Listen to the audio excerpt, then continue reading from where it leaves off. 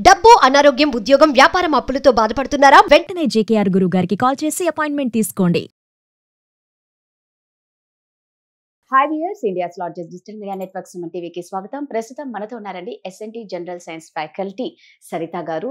So ఇప్పుడు exams ఉన్నాయి కాబట్టి దాని గురించి స్టూడెంట్స్ ఎలా ప్రిపేర్ అవ్వాలనేది బోల్డ్ అనే టిప్స్ సరిత గారిని అడిగి తెలుసుకుందాం. నమస్తే అండి. నమస్తే మ్యామ్. మామూలుగా స్టూడెంట్స్ ఎలా ఉంటారంటే ఒక్కొక్కరు ఒక్కొక్క టైప్ ఉంటారు సరిత గారు. అవునవును.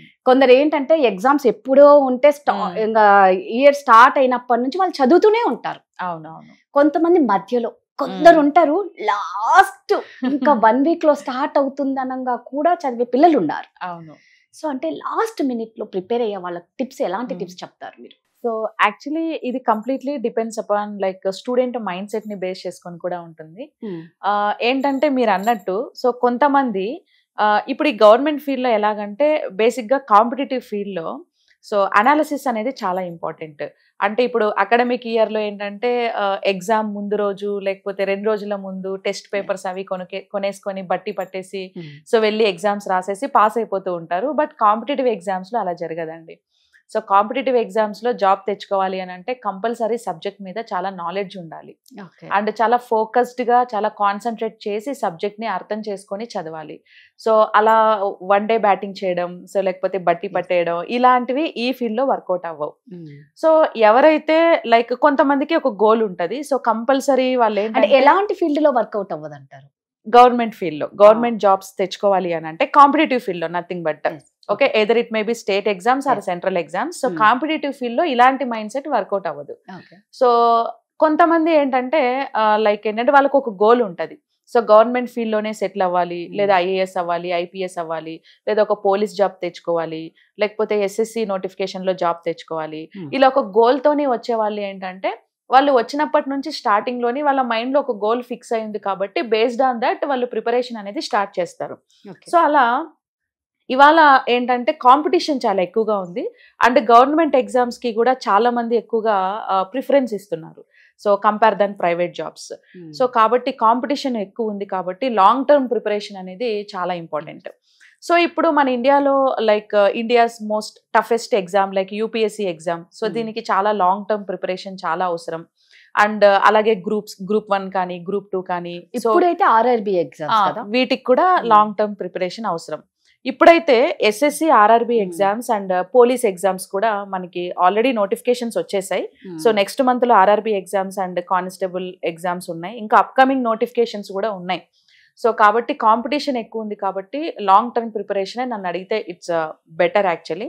ఇంకా లాస్ట్ మూమెంట్ లో తీసుకోవాల్సిన టిప్స్ ఏంటంటే, ఇప్పుడు నెక్స్ట్ వీక్ ఎగ్జామ్ రాయబోతూ ఈ వీక్ నుంచి చదవాలి, జాబ్ వచ్చేసేయాలి అని అంటే to be frank it's highly impossible actually ఇప్పుడున్న కాంపిటీషన్ లో. సో కాబట్టి లాస్ట్ మినిట్ లో అంటే ఇప్పటికే వాళ్ళందరికీ ప్రిపరేషన్ అనేది అయిపోయి ఉండాలి, ప్రతి సబ్జెక్ట్ మీద నాలెడ్జ్ ఉండాలి, గ్రిప్ ఉండాలి. ఇప్పుడు ఏంటంటే రివిజన్ స్టేజ్ లో ఉండాలి. సో అట్లీస్ట్ ఒక సబ్జెక్ట్ ని మినిమం 3-4 టైమ్స్ రివిజన్ చేస్తేనే సబ్జెక్ట్ మీద 60-70% నాలెడ్జ్ అనేది ఉంటుంది.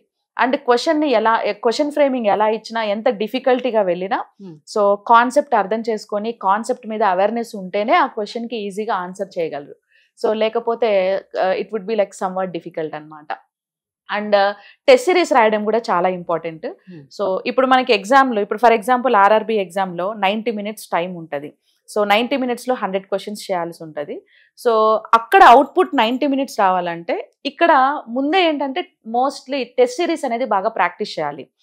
టెస్ట్ సిరీస్ రాసేటప్పుడు సో ఇక్కడ ఒక 70 minutes లో 70-80 minutes లో 100 questions ని చేసేస్తే ప్రాక్టీస్ లో, మెయిన్ ఎగ్జామ్ లో అవుట్పుట్ 90 minutes లో 100 questions చేయొచ్చు. ఓకే, సో ప్రాక్టీస్ అనేది అలా చేయాలి. సో ప్రాక్టీస్ చాలా important. So practice makes man perfect అంటారు కదా. వితౌట్ ప్రాక్టీస్ మనకి అవుట్పుట్ అనేది అంత ఈజీగా అంటే పాజిటివ్ రిజల్ట్ రాలేదు. సో కాబట్టి నంబర్ ఆఫ్ టెస్ట్ సిరీస్ రాయాల్సి ఉంటుంది. అండ్ పాజిటివ్ మైండ్ సెట్ ఇక్కడ చాలా ఇంపార్టెంట్. సో చాలా మంది స్టూడెంట్స్ ఏమనుకుంటారంటే పక్కన వాళ్ళు చెప్తే అలా ఇన్ఫ్లుయెన్స్ అయిపోతారు. నీకు రిజర్వేషన్ లేదు, లేకపోతే నీ బ్రెయిన్ కి, నీ తెలివికి జాబ్ రాదు, అలా ఏం లేదు. సో అది కంప్లీట్ గా మనం ఏంటంటే పాజిటివ్ మైండ్ సెట్ తోనే ఉండాలి. At the same time cool mind set తో ఉండాలి. టెన్షన్ పడి చదివేస్తే కూడా అది బ్రెయిన్ లోకి ఎక్కదు. అండ్ ఎగ్జామ్స్ రాసేటప్పుడు కూడా పేపర్ ఎలా వస్తుందో ఏంటో, క్వశ్చన్ కి ఆన్సర్ తెలుస్తారో లేదో, అలా టెన్షన్ మైండ్ సెట్ ఉండొద్దు. చాలా కూల్ మైండ్ సెట్ చాలా ఇంపార్టెంట్. సో కూల్ గా చదువుకోవాలి, జాబ్ వస్తుందనే పాజిటివ్ మైండ్ సెట్ ఉండాలి, ఎగ్జామ్ బాగా రాస్తాను అనే పాజిటివ్ మైండ్ సెట్ ఉండాలి. సో అప్పుడే మనకి పాజిటివ్ రిజల్ట్ వస్తుంది. అయితే ఏమవుతుందంటే చాలా మంది పిల్లలు ఈ ఎగ్జామ్ టెన్షన్ లో ప్రాపర్ స్లీప్ ఉండదు. అవును, సో దాని వల్ల కూడా చాలా ప్రాబ్లమ్స్ ఫేస్ చేస్తూ ఉంటారు. చాలా ఎఫెక్ట్ అవుతుంది. సో స్లీప్ చాలా important. So as per science brain requires at least 7 hours sleep in a day. ఒక రోజుకి మనం ఒక రోజులో 7 hours స్లీప్ అనేది కంపల్సరీ ఉండాలి. సో లేదా అట్లీస్ట్ 6 hours ఖచ్చితంగా స్లీప్ ఉండాలి. స్లీప్ లేకపోతే కూడా మనం ఫోకస్ ఎక్కువ చేయలేం, సబ్జెక్ట్ మీద కాన్సన్ట్రేట్ చేయలేం. చాలా మంది స్టూడెంట్స్ కి మైగ్రేన్ వస్తుంది. సో నర్వస్ ఫీల్ అయిపోవడము, చిన్న చిన్న విషయాలకు టెన్షన్స్ పడిపోవడం. ఎగ్జామ్ లో ఏదైనా కంటిన్యూస్ గా ఒక 4-5 questions చదివితే కంటిన్యూస్ గా 4-5 questions తెలియనివి ఉంటే టెన్షన్ పడిపోయి నెక్స్ట్ క్వశ్చన్స్ కి కూడా ఆలోచించే కెపాసిటీ తగ్గిపోవడం, ఇవన్నీ దీనివల్లే జరుగుతాయి. సో కాబట్టి స్లీప్ కూడా చాలా మ్యాండేటరీ. అఫ్ కోర్స్ స్టూడెంట్స్ కి exam tension, job tension, life లో సెటిల్ అవ్వాలి, కెరియర్, ఈ టెన్షన్స్ అన్ని అందరికీ ఉంటాయి. అవన్నీ ఎలా అంటే, సో వీళ్ళు ఏంటంటే చదువుతో పాటు డైలీ యాక్టివిటీస్ లో ఫిజికల్ వర్కౌట్ కూడా బాగా అలవాటు చేసుకోవాలి. సో మార్నింగ్ లేవడం, ఒక 1/2 hour 1 hour physical work out, running or yoga are exercise, meditation. So students కి దీని మీద చాలా మందికి అవేర్నెస్ ఉండదు. సో బ్రీతింగ్ ఎక్సర్సైజెస్, మెడిటేషన్ అనేది బ్రెయిన్ కి చాలా రిలాక్సేషన్.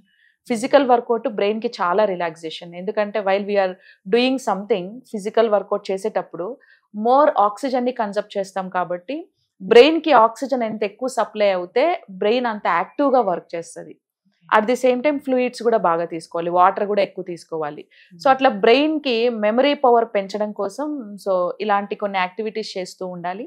అండ్ ఎక్కువ టెన్షన్స్ తీసుకోకూడదు. సో కూల్ గా ఉండాలి. టెన్షన్స్ పడినంత మాత్రాన అక్కడ రిజల్ట్ ఏం పాజిటివ్ అయిపోదు. ఇంకోటి ఏంటంటే అన్ని ప్రిపేర్ అయిపోతారు, అంతా పర్ఫెక్ట్ గా ఉంటుంది. చాలా రేర్ పర్సన్స్ టైం కి రీచ్ అవ్వలేకపోతారు. సో దాని వల్ల మీరు ఇదంతా చేసినంతా పక్కకి వెళ్ళిపోతుంది. టైం కి రీచ్ అవ్వలేకపోవడం అని అంటే అది ముందే ప్రీ ప్లాన్డ్ గా ఉండాలి. ఖచ్చితంగా ఎప్పుడో ఎగ్జామ్ కి ఆల్మోస్ట్ ఒక 20-25 days ముందే హాల్ టికెట్స్ ఇస్తాడు.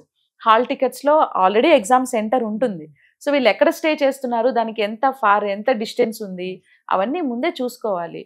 సో చూసుకొని ఇంకా ఒక అరగంట ముందే అక్కడికి వెళ్ళి రీచ్ అవ్వాలి. ఇది ఇట్స్ కంప్లీట్లీ నెగ్లిజెన్స్. అది ఇంకా ఏదో సమ్ హెల్త్ ఇష్యూస్ వల్ల సడన్ గా ఏదైనా ఎమర్జెన్సీ వచ్చేసి ఇలాంటిది ఓకే గానీ, బట్ ఏంటంటే కొన్ని మినిట్స్ లేట్ అయితే కూడా అలో చేయరు. సో అలా వాళ్ళ చాలా మంది స్టూడెంట్స్ వాళ్ళ కెరియర్ ని స్పాయిల్ చేసుకుంటారు. సో కాబట్టి ముందే ప్రీ ప్లాన్డ్ గా ఆప్షన్స్ పెట్టుకోవాలి. ఇప్పుడు ట్రైన్ లో వెళ్తారా, లేకపోతే మెట్రోలో వెళ్తారా, బైక్ లో వెళ్తారా, అట్లా ఒకటి కాదు 2-3 ఆప్షన్స్ పెట్టుకోవాలి. సో ఎప్పుడన్నా మనకి టైం బాగాలేనప్పుడు సడన్ గా కొన్ని డిస్టర్బెన్సెస్ అవుతాయి కదా. సో దానికి ఆల్టర్నేట్స్ కూడా ముందే చూసి పెట్టుకొని ఉండాలి. సో ముందు రోజు మంచిగా నిద్రపోవాలి. సో ముందు రోజు 1 day బ్యాటింగ్ midnight వరకు చదివేసి అప్పుడు పడుకుంటారు. 2 o'clock 3 o'clock టెన్షన్ పడి, సో కరెక్ట్ గా ఎగ్జామ్ కి వెళ్ళాలి అన్నప్పుడు మెలకువ రాదు. సో నిద్రలో ఉంటారు. సో అలాంటివి లేకుండా ఒక్క రోజులో మనం ఏం మార్చలేం, ఒక్క రోజులో ఏం చేసేలేం. So things cannot be change in 1 day. So కాబట్టి ముందు రోజు నన్ను అడిగితే మంచిగా రెస్ట్ తీసుకోవాలి. రెస్ట్ తీసుకుంటేనే బ్రెయిన్ యాక్టివ్ గా ఉంటది. సో ఒక్క రోజు చదివింది గుర్తొచ్చేసేయాలంటే గుర్తు రాదు. ఇట్స్ కంప్లీట్లీ లైక్ మన బాడీలో జరిగే బయలాజికల్ యాక్టివిటీస్ ఇవన్నీ కూడా. సో సూపర్ అండి. నిజంగా ఇప్పుడు ఎగ్జామ్స్ దగ్గరలో ఉన్నాయి కాబట్టి సరిత గారు చెప్పిన టిప్స్ ని ఖచ్చితంగా పాటించండి. మన ఫుడ్ చాలా ఇంపార్టెంట్, మన ప్రాపర్ స్లీప్ ఇంపార్టెంట్. ఈ రెండు ఉంటే మీరు బాగా చదువుకోగలరు. వీరు చెప్పినట్లు అన్ని అయిపోయాయి అంటే టైం కి రీచ్ అవ్వడం చాలా ఇంపార్టెంట్. Yes. థ్యాంక్ యూ అండి. So thank you, ma'am.